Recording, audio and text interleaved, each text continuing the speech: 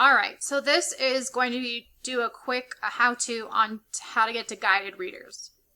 First of all, again, make sure they've logged into their Gmail account. And then if they just want to type in a Google search, guided readers, it should pop up as the first thing. If you come to one of the website options that I give you guys, either in the portal or in the, I'm going to have it set up in Classroom, Google Classroom as well, you'll be able to get to it that way. So if you just come here and you click on guided readers and you want to do a kids login,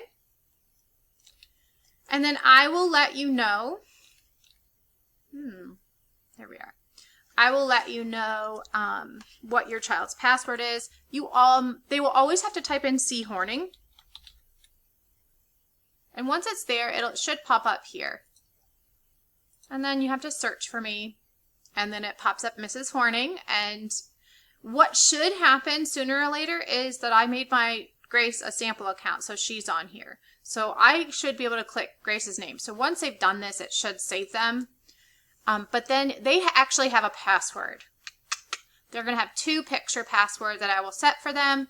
And then they will log in. Now, I'm going to tell you right now, I do not have their password set up yet.